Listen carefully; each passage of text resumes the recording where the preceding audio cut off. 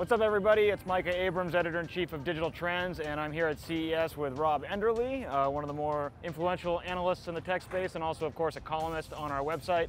Rob, I wanted to follow up with you on a piece that you put up last week when you were previewing some of the stuff you expected to see here at CES. You ran through a couple of things. To begin with, you talked a little bit about large format tablets. You had mentioned that both Sony and Dell had already announced some, and then yesterday we saw Lenovo come out with their own version. 27 inches. There you go. So what do you think about these tablets? Do you actually think that at the consumer level, people are ready to start buying these things? Yeah, I think they're getting excited. 3M actually had one on the floor that was much more of the table, about 60 inches table.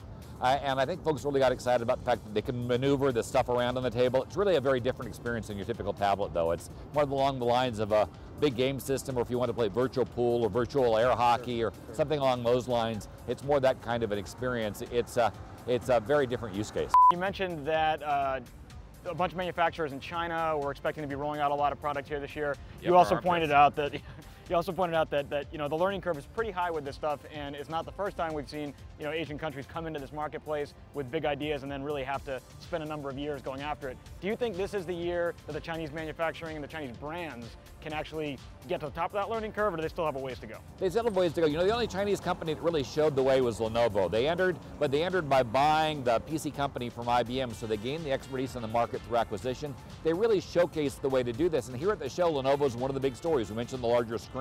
They have some more of the compelling PCs that were showcased at the show, and they've got the only Intel-powered smartphone that's been floating around. It's actually a pretty nice little phone. So they've really stepped up, and they've been the only Chinese company that's gone globally, but they did it by getting a company that understood how to go globally. I think the other Chinese companies are going to have to go the same route. This is not a market that you can learn by just coming here and visiting.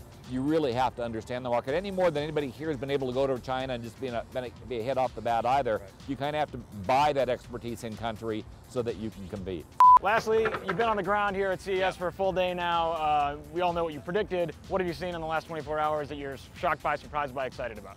Well, the biggest thing I think was the Nvidia announcement for me. Nvidia launched a line of digital servers, rack-mounted, that could do video games, so cloud-based games, and then they came out with the Shield player, a handheld player that connected to those servers and other things that kind of took the gaming experience from console games to handheld games and moved it where I think a lot of us thought it was going to be in 2020, and moved it there long before 2015. So a much more aggressive path, and something that could easily obsolesce all the existing game technology and market, except PC games. It actually allows the PC games to be much more fluid and portable, either up into the cloud or on your local PC. So a very aggressive move by them.